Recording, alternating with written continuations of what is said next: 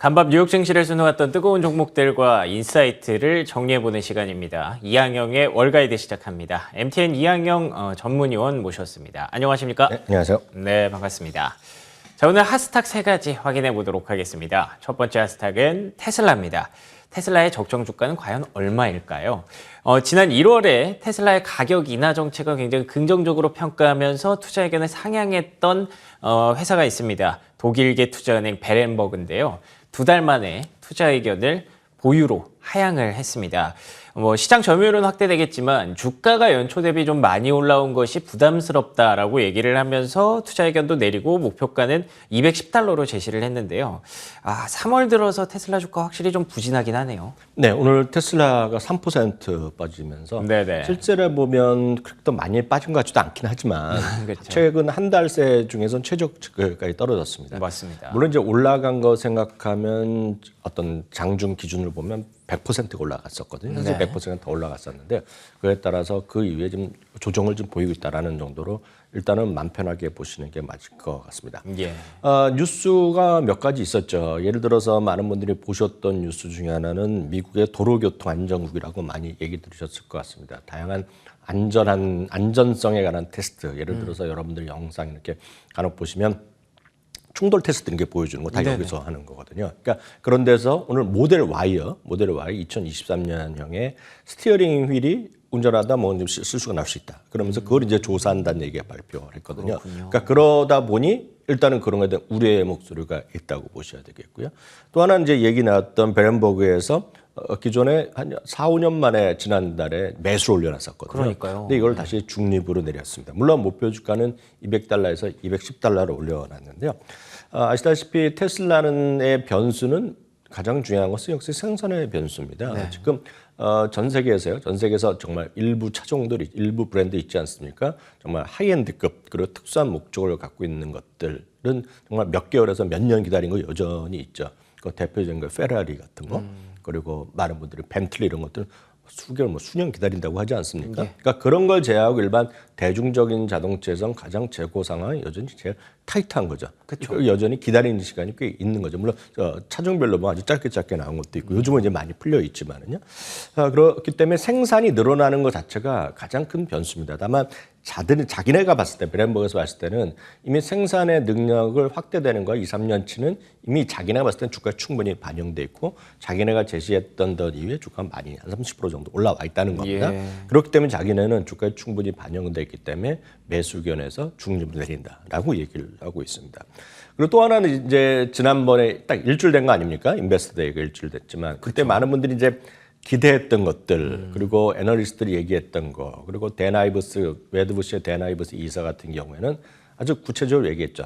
자기는 딱 하나밖에 기다리지 않았는데 그거에 대한 구체적 설명이 없었다. 그게 이제 쉽게 해서 모델 3의 아래 버전, 우리 한번 저가형이라고 얘기하는 건데 모델 2라고도 일반적으로 사람들이 얘기하는 그 그래요? 자동차입니다. 그래서 모델 2가 2025년에 나오기를 많은 사람이 기다렸단 말이죠. 근데 이제 그 얘기를 안 하고 다음 기회에 얘기한다고 그러면서 가격을 상당히 비용을 낮출 수 있다라는 얘기하고 거기에 적합한 제품을 기회가 되면 발표하겠다. 이런 정도 하면서 넘어갔단 말이죠. 그렇기 때문에 이분 생각은 오늘 이렇게 레포트를 메시지 중립 내에는 충분히 가격이 반영됐다는 논리 플러스 자기도 기대를 했었는데 이렇게 돌아가는 거 보니 2025년 말도 안 된다 하면서 2028년에나 가능할 거다 얘기했습니다. 그러다 보니 2028년이면 좀 더 상당한 거리감이 있기 때문에 너무 멀어요. 그렇기 때문에 자기는 중립 의견을 바꿨다라고 얘기를 하고 있습니다. 사실 보면 여기뿐만 아니라 최근에 2월달에 실적 발표한 데 하면 다 매수 의견, 목표 주가 올린 것이 많았었는데요. 최근에 3월 이후에 그러니까 인베스터 데이 전후에서 나온 걸 보면 6군데 정도가 레포트를 새로 썼는데요. 투자 의견 자체는 여기 2군데가 내렸습니다. 오늘 베렌버그가 내렸고 KGI에서도 내렸는데요. 투자 의견은 매수해서 각각 중립으로 내렸습니다. 다만 목표 주가는 또 3군데가 올려놨는데요. 그랬더니 이 정도 상황을 판단하셔야 되겠고요. 큰 틀에서 보면 중국에서의 전기차 시장이 성장이 계속되고 있다는 거 여전히 어제도 말씀드린 기억이 있는데요. 그리고 BYD랑 테슬라 정도만이 계속해서 판매를 늘어나고 있고 점유율을 올리고 있고 나머지는 큰 재미가 없고 결국 돈을 버는 전기차 회사가 진짜 전기차 회사 이런 것들이 여러분들이 좀 맘 놓고 갖고 갈 수 있는 그 정도라고 일단 보셔야 되겠고요. 말이 나온 김에 적정 주가에 대해서 간단히 말씀드리면 목표 주가, 적정 주가는 약간 개념이 다릅니다. 그래서 우리 흔히 해서 적정 주가 같은 경우에는 회사의 본질 가치를 따지면서 금리 상황이나 그 장기적 캐시플로우 그리고 다양한 현금 가치들을 갖고 나서 할인하는 겁니다. 그럼 가만히 있으면요, 가만히 변수가 하나도 없다 그러면 금리가 올라가면 아주 쉽게 얘기하면 적정 가치는 떨어집니다. 예. 최근에 약간 떨어졌습니다. 그러네요. 테슬라 약간 예. 떨어졌지만 주가가 더 많이 떨어졌기 때문에 작년 11월과 12월 초에 저희가 이 방송을 통해서 적정 주가 대비 상당히 많이 지금 테슬라가 주가가 떨어져 있기 때문에 네. 상당히 저평가라고 얘기했는데요. 지난 2월 초, 2월 중순, 그러니까 1월 달에 많이 올랐을 때보다는 아니지만 조금 벌어져 있습니다. 약간 가치는 떨어져 있어요. 그 적정 주가 대비 현재 주가가 많이 좀 떨어져 있지만 그렇군요. 11월, 12월만큼은 아니다라고 보셔야 되겠고 말씀드렸다시피 금리가 계속 올라가는 추세가 좀 보이면 적정 주가는 또 내려갈 수밖에 없기 때문에 이런 것들이 지금 마이너스 요인이다라고 보셔야 되겠습니다. 알겠습니다. 네, 적정 주가를 명확하게 판단할 수는 없습니다만 현재 기관의 목표가는 210달러에서 230달러 정도 수준으로 책정이 되고 있다는 거 포인트로 잡아가시면 될 것 같습니다. 자, 두 번째 핫스탁 확인해 볼까요? 두 번째 핫스탁은 보스턴 프로퍼티스입니다. 금리 인상이 끝나기만 기다리고 있는데 리츠주 최근에 주가 부진이 지속이 될 수밖에 없죠. 사실 뭐 연준의 강경한 스탠스 이런 부분들의 영향을 받지 않을 수가 없을 것 같은데 뭐 비슷하게 맥락으로 이해를 하면 되겠죠. 네, 맞습니다. 리츠는 이제 우리나라 주식 투자하시는 분들한테 아주 익숙하거나 아니면 크게 선호를 받는 그런 섹터는 아닙니다. 왜냐하면 우리나라도 리츠 종목이 이제 상장돼 있고요. 예. 일부 이제 우리나라에 얼마 전에 뉴스 보니까 우리나라도 리츠 주식의 상장을 더 활성화시킨다고 얘기하고 있지만 많은 시청자들이 일상적으로 보는 리츠는 약간 애매한 것들이 많이 있습니다. 아, 그래요? 지하철 같은 데서 나오게 보면 예를 들어서 뭐 제주도다. 아니면 부산 해운대에 수익형 호텔 사업 이런 거 할 때마다 리츠라고 써 있습니다. 예. 네, 그래서 1년 동안 뭐 수익률 보장 이런 게 있거든요. 근데 그게 사실상 보면 약간은 그들이 하는 사업을 제가 뭐라고 할 수는 없지만 정상적인 법에서 이렇게 보장할 수는 없는 거거든요. 제가 아는 리츠랑 다르네요. 네. 근데 가끔 보시면 그렇게 써 있는 것들을 많이 보실 겁니다. 예. 그래서 우리나라랑 약간 개념이 약간 다른데 미국은 리츠가 이미 1970년대부터 상장되기 시작했기 때문에 수백 개의 상장돼 있습니다. 그래서 미국의 부동산에 상당히 많은 사람들이 직접 물건을 부동산 투자할 수 있지만 보통 개인 투자가나 보통 기관 투자가들은 저 리츠라는 걸 통해서 산다라고 일단 이해하시면 되겠습니다. 그래서 큰 틀에서 보면 대체 투자라고 하는 건데 리츠라는 것 때문에 활성되어 있는 게 이제 미국이라고 보셔야 되겠습니다. 하나 더 말씀드리면 그럼 리츠 비즈니스의 가장 큰 변수냐 뭐냐면 금리라고 보셔야 되겠습니다. 그렇겠죠. 리츠라는 것은 결국 돈을 빌려갖고 다양한 걸 물건을 삽니다. 주택을 사는 사람도 있고 아파트, 미국에서는 콘도미니엄을 사는데 콘도미니엄 사는 경우도 있고 병원만 사는 경우도 있고 예를 들어서 실버 하우스들이요. 어르신들의 네네네. 그런 것들만 사는 것도 있고 아니면 순수 병원만 사는 것도 있고 수많은 리츠가 있습니다. 그래서 보통 중분류 이하되면 11개 정도고 또 들어갑니다. 그래서 다 다릅니다. 많은 어찌되었건 간에 금리의 변수입니다.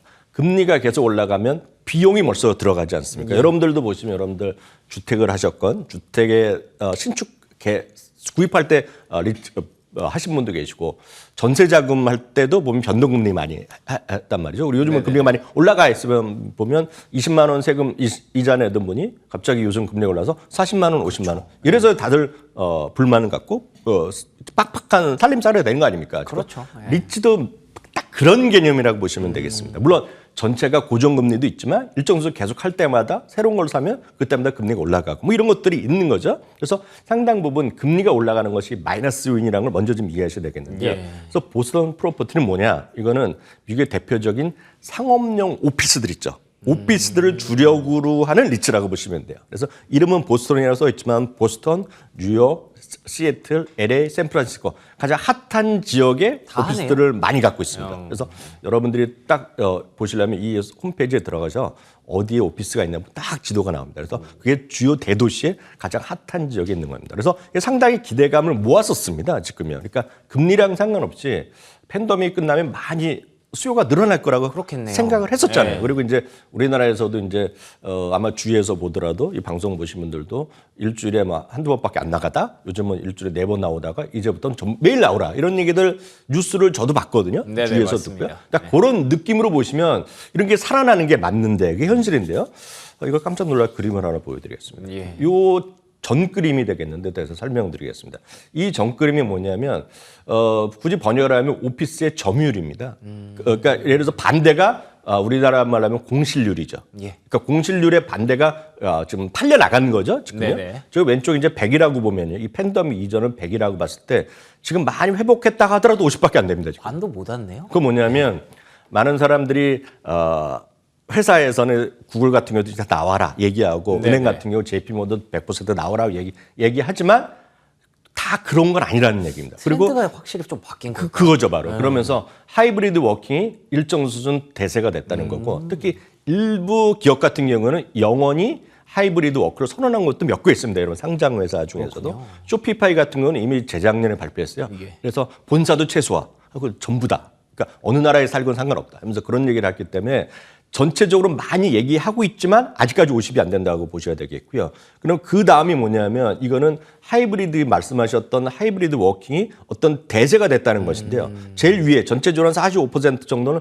하이브리드 워크. 그러니까 일주일에 반을 일하건 3분의 1을 하고 어찌 됐건 간에 하이브리드 워크가 전체 많이인 거 되겠고요. 온사이트. 그러니까 결국은 사무실에서 나와서 하는 경우 꼭 강조하는 거가 3분의 1. 그리고 완전 리모트 하는 거가 20% 하니까 하이브리드 워크니까 어찌 됐건 하이브리드 워크라면 이런 거 아닙니까? 100명 일하던 자리를 50명. 네, 그렇죠. 그런 거 아닙니까? 그러니까 이번에 구글 같은 경우에도 예전부터 있었지만 자리를 공유하라고 뭐 이런 얘기를 하는 거죠. 그러니까 줄겠죠. 그러니까 그런 것들이 좀 아마 이해가 되실 것 같습니다. 금리도 그렇고 공실률이 계속 회복이 안 되는 거죠. 점유율이 계속 올라가야지 주가가 올라갈 텐데 그런 느낌으로 일단 이해하시면 되겠습니다. 알겠습니다. 네, 금리의 변수가 가장 중요하기는 합니다만 전체적인 트렌드의 변화도 우리가 인식을 하고 보스턴 프로퍼티스에 접근을 해야 될 것 같습니다. 자, 마지막 하스탁은요. 코스트코입니다. 코스트코가 정말로 연회비를 인상할 것 같기도 합니다. 사실 지난주 실적 발표 이후에 이번 주 초에 저희가 다뤘던 내용이기도 하고 위원님께서 이제 언급을 해주셨던 기억이 아마 다들 나실 것 같은데 그 사이에 되게 많은 기관에서 연회비 인상 가능성을 되게 구체화시키고 있더라고요. 네, 그 얘기부터 먼저 해드리면 코스트코는 통상적으로 5년에 한 번씩 연회비를 인상했고요. 예. 통상 3년 정도에 한 번씩 특별 배당을 지급했는데 그쵸. 그것들이 모두 다 지금 때가 왔다라고 얘기하는 사람들이 있습니다. 그리고 그것이 또 불가능하지는 않은 것은 수치를 잠시 후에 보여드리겠는데요. 그보다는 지금 코스트코에 처한 어떤 위치를 한번 생각해 보셔야 되겠는데 우리가 지금 네, 전부 다 리세션의 우려가 있는 거죠. 예, 그러니까 오늘 같은 경우에도 전체적인 시장이 약간 슬로우한 것 자체는 결국 연준의 의장이 하원과 상원에서 어제 상원 오늘 하원에서 거의 똑같은 말을 했단 말이죠. 금리는 올라갈 것이고 이런 얘기를 하는 것인데 그래서 일부 비판하는 사람들은 이거 너무 지금 잘못하고 있다는 얘기도 하고 있지만 결국 또 일부에서는 그래서 결국 연준이 원하는 것은 리세션에 가는 거라는 얘기입니다. 지금요. 그러니까 리세션이 가야지만 뭔가 금리의 인상도 멈추고 뭔가 소위 우리가 원하는 피봇에 대한 가능성이 열려 있다라는 얘기를 하고 있는데요. 네. 그럼 이제 리세션이 되고 지금 많은 사람들이 일자리를 좀 없어지는 경우가 많이 있죠. 물론 IT 쪽에 있는 분은 일자리가 없어지더라도 금방 다시를 찾는다고 합니다. 다만 여기서 주의할 것은 저희가 해당되는 사람이 아니라서 제가 100% 각자 해당되면 이해하실 텐데 미국의 구글에서 다니던 분, 메타 플랫폼에 다니던 분의 입장에서 생각해 보면 구글 같은 경우가 평균 급여가요. 평균 급여가 29만 6천 불 정도 나옵니다. 평균 급여가 30만 불. 그러니까 평균 급여가 우리나라 돈으로 지금 거의 4억이 되는 겁니다. 지금요. 평균이요. 평균. 그러니까 요번에 그만둔 사람들도 평균 급여가 4억이라고 되는데 그분들이 원하면 일자리 다 찾는다는 겁니다. 근데 문제는 그 급여가 많이 떨어질 수밖에 없다고 떠는 거고 베니핏도 줄어들 수밖에 없다는 겁니다. 그래서 요즘 미국에서 많이 얘기하는 거가 리세션에 여러 가지 변형된 말이 있는데 리치 세션이란 말이 나옵니다. 리치 세션. 그것은 부유한 사람이 더 힘들어질 수 있다는 얘기입니다. 부유한 사람들의 리치와 리세션 합친 말이 리치 세션이라는 개념을 여러분 검색해보면 많이 나오는데 흥미롭네요. 거기서 가장 걱정되는 부분들이 아쉽게 얘기하면 구글이나 메타 플랫폼, 아마존에서 그만둔 사람들. 그럼 그분들은 예전에는 쉽게 동네에서 뭐 비싸게 사더라도 어디 가느냐? 코스트코를 가는 거. 월마트도 가는 거라고 보셔야 되겠고요.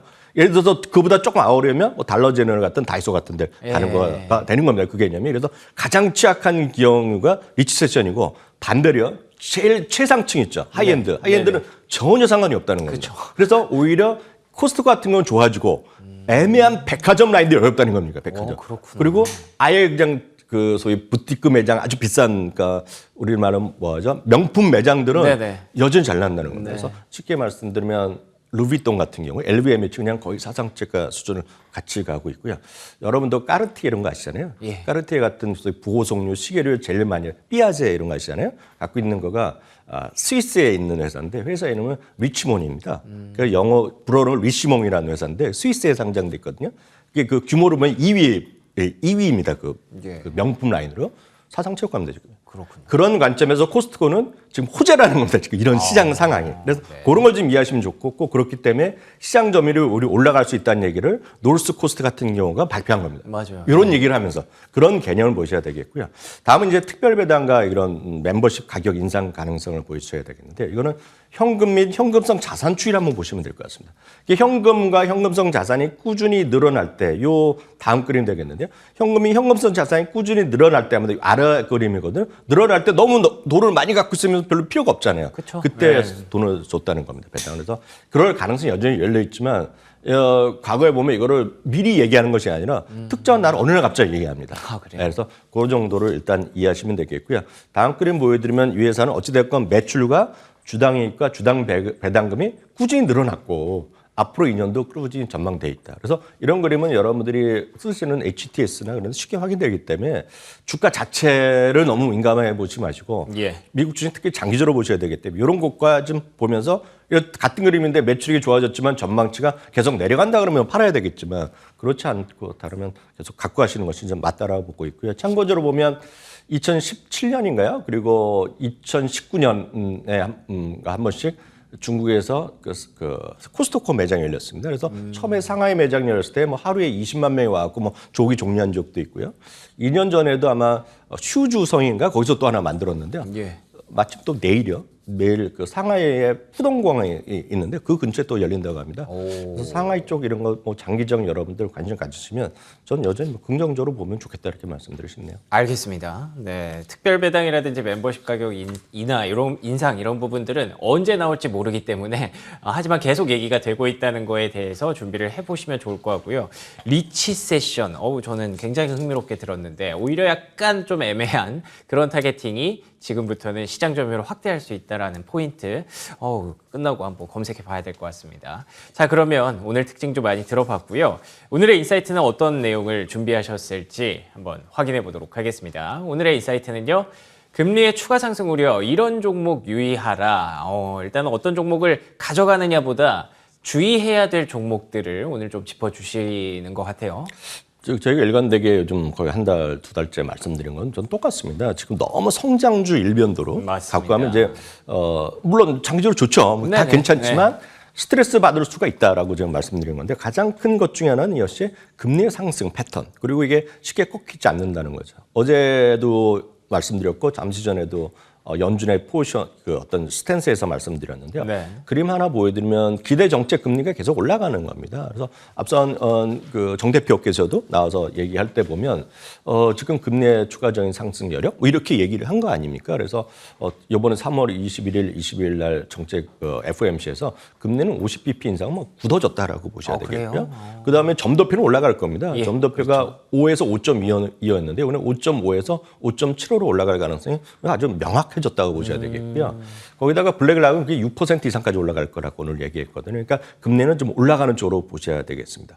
어저께 제롬 파월 의장의 얘기를 여러 개로 분석하고 뭐 요약하는 분도 있지만 저는 여러분들한테 진짜 3초 만에 설명드릴 수 있거든요. 그게 무슨 얘기냐면 제롬 파월 얘기는 우리가 많은 피봇을 얘기했었잖아요. 피봇은 매파에서 예를 비둘기파로 바뀌는 걸 원하는 건데요. 그렇죠. 어저께 미국 스트레티스가 쓴 말은 매파에서 더 매파로 바뀌었다는 겁니다. 매파에서 더 매파로의 피봇이 어저께 내용이었기 때문에 이 상태에서 너무 적극적인 대응은 쉽지 않다라고 마셔야 되겠고요. 그런 관점에서 여러분 레버리지 일으키면 큰일 날 수 있다는 거 다시 한번 제가 말씀드리겠고요. 그럼 어떤 걸 주의해야 되냐 보면 추가적인 금리 인상은 흔히 얘기해서 레버리지 높은 기업은 진짜 주의하셔야 됩니다. 피해야겠다. 예, 그럼 레버리지가 높다는 건 돈을 많이 빌렸다는 거잖아요. 근데 맞습니다. 돈을 빌렸지만 이자도 별로 안 내고 10년, 30년 후에 갚으면 아무 문제가 없거든요. 그렇지만 계속 금리가 올라가는 관점에서 몇 가지 관점을 갖고 포인트를 잡아드리겠는데요.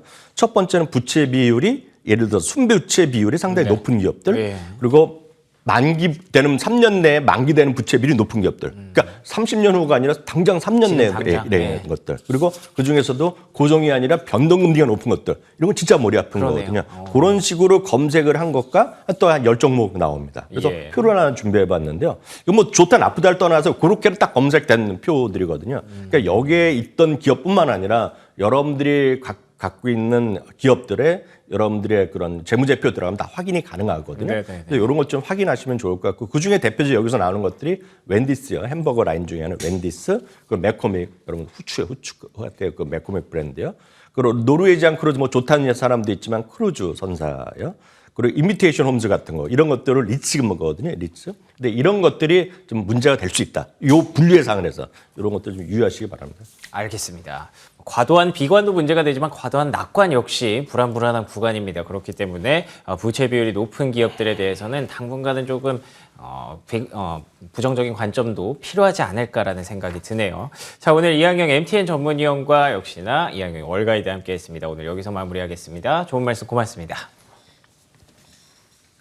자, 오늘 저희 굿모닝 글로벌 여기서 마무리하고요. 저희는 내일 아침 5시 55분에 돌아오겠습니다. 이어지는 출발 성공 투자 저희 MTN과 함께 해주시기 바랍니다. 시청해주신 여러분 고맙습니다.